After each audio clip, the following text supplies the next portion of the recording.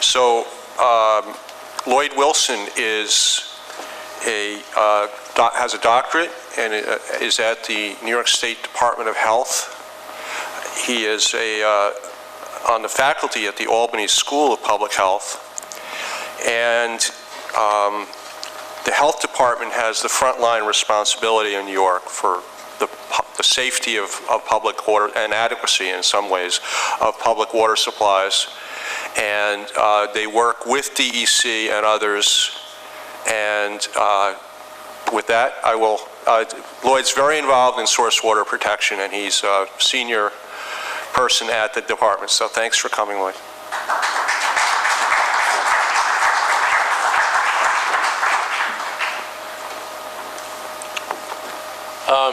I feel like I have a tough 2 acts to follow, so I hope I'm half as good as they were. But I think, you know, in preparing for this talk, I was trying to figure out how I really fit into the fact that this is about watershed alliances and how does, but your title does it for me. It has the word drinking water, drinking water in it. So in thinking about what even people that are learned and informed on watershed protection, very often they really don't have a great comprehension of what it takes to provide good drinking water. So I'm going to have a little bit of an academic, carry my bureaucratic hat as well, and just my overall love of the science, and bring this presentation to you. So the very first thing is you'll hear multi-barrier approach to protecting drinking water. That's what we want to do. We want to have not one barrier. We don't want to have one thing in place to protect you. We want to have many. And so there are many processes, many steps along giving you good drinking water. And so we have many barriers in place. And when they all fail is when we get into trouble. Okay, if I can, let's see, what are we doing here? Okay, so just to kind of why I'm here and what I want to do. I want you to think about your drinking water. We still tend to think of drinking water as being free. It is not. We tend to take our drinking water for granted. We open the tap, we get our glass, and we drink it. There's a lot that goes into making sure that you don't have to think about it. We're not in other countries where every time you go to get water, you're like, well, maybe I shouldn't drink that water. That's not the case here. It shouldn't be the case. So I want you to get a sense of all those things and how source water protection is the very first barrier. It is absolutely the first barrier. If we had great water, perfectly clean water, right up front, then our job is a lot easier, and as we heard from some of the earlier speakers, it's also cheaper. So just to kind of give a little bit of a history in terms of, we have 2 reasons why we have the authority for the drinking water program. The very first is the public health law. So public health law says, Department of Health, you will make sure that this drinking water is safe, okay? And it goes through our Public Health Council, and you can go ahead and get, this is the document, all the drinking water regs right here, which you can get it at that website. Okay, 1972. For some of you, that's a long time ago. For others of us with colored hair like this, I remember this, all right? This was a big deal, but it's not that long ago. EPA was formed early 70s. Clean Water Act, that's the one that goes after source protection. Safe Drinking Water Act is the one that goes after what comes out of the pipe when you go ahead and put your glass there to get your drinking water. It is the Safe Drinking Water Act that goes to the Department of Health. The Clean Water Act went to our Conservation Department and the EPA, all right? Safe Drinking Water Act went to EPA, but in that development of that act, they recognized that there already were some programs in place and that they could, through a process called primacy, give the authority of the Safe Drinking Water Act to the states, and that is what has been done in this case. Just as a point of reference, in 1977, through the Safe Drinking Water Act, the regulations for safe drinking included some microbials, 10 inorganic chemicals, 6 pesticides, turbidity, and radiologics. I just want to stress, because I heard in earlier talks talk about turbidity, and there was some discussion about what that means. Turbidity, besides the aesthetic, you don't want it because it does harbor the microbes, and it makes disinfection that much harder. So good, clear water is very important, both in terms of just our aesthetic value of the water, but also making sure that we get good water that is disinfected from any potential pathogens. Okay, so we got primacy of the Safe Drinking Water Act. So we have two places where we have the authority to do the drinking water program. Okay, here is a list of all of the EPA drinking water regulations. They got incorporated into here. And if you went through each one of them, very often, some of them are tied to a very specific event, such as the surface water treatment rules, STDBR. They're tied to the cryptosporidium outbreaks in Milwaukee. So we go through, we have all these things designed to prevent contaminants of one type or another in your drinking water. Collaboration, absolutely. Every day I talk to people at DEC, every day. We have direct email, bureau mail log set up so that we share information with several people at DOH versus and in DEC. So we don't have to talk to every single one, but we just send an email, it goes to certain groups. We know we have to collaborate. We also know that we have all these partnerships in terms of overseeing the drinking water program throughout the state. The state is huge. It takes 5 hours to drive from Albany to Buffalo, following the speed limit. All right, we're going to do that.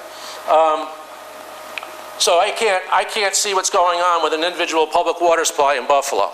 So who do I work through? I work through the local county health department. Then we have these other organizations that are very important. And you notice I've said DEC twice, and I say that because we work with them that much. Okay, so what is a public water system? Seems like an easy thing, but when you start trying to define what a public water system is, it's not so easy. So what ended up being the definition is if I have a well and it serves my home, I have a private supply, I am not regulated at the state level, other than the construction standards that go into the building of that well. But I can drink that water whether it's contaminated or not. It's my private well. If I now serve 4 other homes, that's no longer the case. I now become a public water supply and I am now regulated. Or if my house has 25 people in it. I have teenagers, so sometimes it feels like 25 people, but that's not the case. All right, so in New York State, there are about 9,300 public water systems that we regulate. Okay. Of those, 3,000 were community systems, all right? So we got this 5 service connections, we have 25 person rule, but what if you only do that once? Does that make you a public supply or not? So then we have these subcategories of systems, and you can just kind of go ahead and read that, all right? Obviously, the New York City water system is the largest in the state, and I always, I'm not an engineer. I'm a scientist, trained as a scientist. I work with all engineers.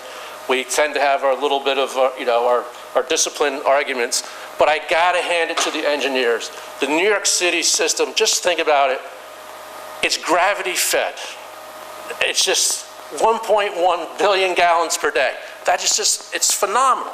So if you ever get a chance to see any of that infrastructure, it's just recognized, 1.1 billion gallons per day, gravity fed. It's just amazing. All right, so just to kind of quickly go through again, we work through all of our county health departments. In a few cases, there is not a county health department environmental health side. They have the other side of the health department, but they do not have an environmental health program. And in those cases, we have Department of Health, district offices, and they act for the county in the environmental health program. So between those two, that's how we work and we generate the guidance, we give technical advice, but we work through those county health departments and those district state offices to implement the oversight of the public water supplies throughout the state. There's a couple of things that you should recognize. A large water system like New York City has a lot more money than the guy down the street who serves 10 mobile homes. You cannot expect the same amount of monitoring in both cases. It's just a fact. They don't have the money to do it. So you have different concepts going on. Surface water versus groundwater. Groundwater classically has been cleaner because we have the earth filtration that you're talking about with your forest lands versus surface water, which has all the opportunity for biologic growth. So we have differences in terms of regulations between groundwater and surface water systems. All right, so I'm going to fly through these next couple of slides, but most of us think of a water treatment plant and we don't think about really what is in a water treatment plant. And what is a public water supply built of? Well, the very first thing is the source. I just talked about groundwater and surface water. But you need a way to get the water out of the surface water, so you have an intake there. And you need a way to get the water out of the ground if you're doing groundwater, and that's a well. So both of those have construction standards. They have best practices associated to locate them in the best possible place to get the best water. The second thing is you got to be able to take that water from that intake or from that well and transmit it to the treatment plant. So you have building materials there. And then you have the treatment plant itself, which has different processes depending on the type of plant. All of those processes require knowledge to run. They require materials to run, infrastructure to maintain themselves. Then after that, very often we have storage tanks. Same thing, materials, and then distribution system. It leaves the storage tank, it's going out through the streets. Those pipes all need to be maintained. And then the last question, which is something that's coming up as a new and big issue in public water, is what about the in-house plumbing of buildings, especially if they're starting to add treatment on a particular building? Are they now a public water supply? So far, that's not been the case. If you add up all the different types of buildings in the state and you started adding every single building as a public water supply, you can imagine what would happen in terms of resources and number of systems. All right, so just kind of quickly go through it. So surface water, especially with the climate issues going on, fluctuating water quality and turbidity. We have turbid water, guarantee the plant has higher issues in terms of costs and more difficulty in making sure that you have no microbes in your water. Okay? Groundwater, we have the same sort of things. We got to make sure that the well is constructed properly. You want to make sure that mice and other things can't crawl into the wellhead. You want to make sure the wellhead is above the floodplain. Should this area flood, you don't want water going down the top of the pipe. You also want to make sure that the pipe is grouted properly, meaning that it is sealed off, so even if it is flooded, the water is not seeping down along the edge of the pipe. All right, this is obviously getting water from the lake, so this is actually treated not as a well, but treated as a surface water. So any surface water rules are going to be applied to this system. Okay, so we have all of these things about transmission, and here's our barriers. Make sure they're located in the best place. Okay, I gotta fly. Okay, so, all right, we're gonna kind of go through. All right, contaminant barriers. Operator training is huge. Huge part of what we have to do. All right, go through, again. All right, so our multiple barriers. Source protection starts right off. We make sure that the annual water quality reports go out, make sure people know what's going on. We review the design of the plant. We make sure the operators are trained. We go do inspections. We make sure that the construction has been done as they said they would during the design. And then we have the monitoring. All right?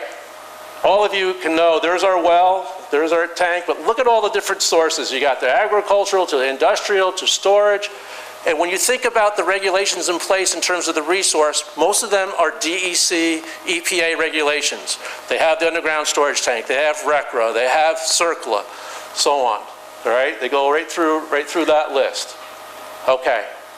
So let me just give you a couple of philosophical, I've got to the 4-minute mark here. This is from Wikipedia. As a scientist, I really, I shudder that I did that. I'm sorry. But I was pressed for time. But I know the numbers are about right, okay? They're up there. The point is, they're up there. We know that. It's just common sense.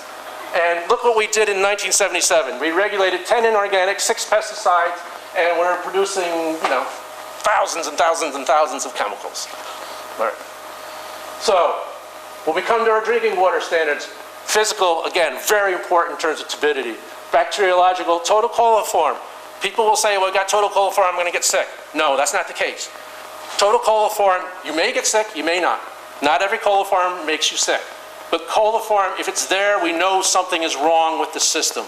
It's a way of saying something's not right. We need to get on top of this and find out why the disinfection is not occurring. All right, so we're now up to 120 standards. So that number from 1977 has expanded in 37 years, up to 120. Still, how many thousands are unregulated? One thing that people do not recognize, that in New York State, people in 1989 were way ahead of their time. We have a group standard. And to make it very short, any organic chemical in New York State is regulated. This is nowhere else, any other entity as far as we know. So if you have an organic chemical, it's either going to have a standard that's listed in here, or a standard of 5 parts per billion, or a standard of 50. This is what happens when you don't have good standards and or they're not followed. This is what happened as a result of arsenic poisoning. Very sad story. Relief organizations went in to help improve the quality of water in Southeast Asia by the shallow aquifers were contaminated by bacterial contamination, sewage, etc. So they went in and deepened the wells. They deepened the wells, got microbe-free water, but it had arsenic. Okay, so I want to give you a couple of things to hash on as you get to go on with your life and thinking about drinking water. What does clean water mean? I guarantee you none of you would want to drink pure water. And I'm not even sure it'd be healthy for you. The osmotic pressures, there's very little research on this, but pure water tastes terrible. I mean, I've come as close just to taste it. If you've been a lab person, you will have tasted it. It's not good. It stinks. All right? So what is safe? What is acceptable? And I challenge every one of you to think about what you're willing to pay, because it's not free. Are you willing to spend $10,000 if that's what it takes to get to a 1 in a million risk? Or would you be willing to, spend $10 because we can get to a 1 in 100,000 risk? All right? So I think this is something that we get challenged with all the time. For the most part, the environmental movement and the standards and regs are set at 1 in a million. That that's kind of what and it's really through the Superfund program that occurred. Our current paradigm is this, and this is why it's really tough to be a Department of Health official answering the phone call from somebody, I'm really scared. We're always trying to prove the negative. That is, right now the level's 5 parts per billion. We got a research study out of Boston that says that standard's no good. We don't know. So we taking into account those costs and those other things, we keep pushing it and we keep saying we're doing the best we can. We got to keep this water as clean as possible. So this is a really current, a big thing that people don't recognize. The drinking water, we're always doing this paradigm. And I wonder if in the future, this is something, 2 generations from now, if we're not going to do it differently. If we're not going to purify the water and then add back what we want. In some ways, that model's being followed by the bottled water companies. But energy cost there is huge. So, I guess, should I go or not? I'll finish in 1 minute, all right? Okay, harmful algal blooms were talked about today. So I wanted to use this as an example of us trying to prove the negative and what do we do to handle a new and emerging contaminant issue. And also the fact that this is source water collaboration at its best. I talk to DEC almost on a daily basis about where are the harmful algal blooms in the state. We tell them what we learned through our county health departments about where harmful algal blooms are. We share information on the water quality being produced from our plants that have harmful algal blooms in those waters. And they look at the levels that they have measured in terms of nutrients. And so we're trying to figure out how do the two relate. Okay. So EPA came out this past spring and said, these are the levels that we have problems with. Sorry, the 10-day health advisory. What does a 10-day health advisory mean? Does that mean that you can drink it for 5 days and 11's bad, 9's okay? We just take the approach, we don't want it there, period. And so we're trying to work, and we do work to figure that out. Going through. We have tested many supplies throughout the state. So far, we've not found it in finished water. We've found it in the raw water, and then we have found it in lake water at much higher concentrations in certain locations. But we're getting a sense that our intake placement and our treatment systems are in really good shape in terms of this issue. Doesn't mean the perfect storm and those multiple barriers won't fall down. We have to be diligent and stay on top of them. And right now we've got research. I've got a grant to get an epidemiologist from CDC. We've been studying the health issue with this, looking at health endpoints. And so far what we can see is it appears to be a recreational water issue in terms of health so far. We've definitely had people who have gotten sick from swimming in harmful algal bloom, but we haven't been able to see any health signal associated with any public water supply, which corroborates the fact that we haven't seen any of the toxin in the finished water. Okay, so here are the current drinking water issues that I think are really nagging us, and I'll leave it at that, other than I'll say this. Even though our regulatory authority is on public water, we also recognize that there are about 1 million private wells in New York State. I have a private well, which means every time I have a friend over, and I do have some friends, when they come over, it's public health, because they're drinking my water. And so we're trying to get a handle on what the public water, the private well water status is throughout the state. So.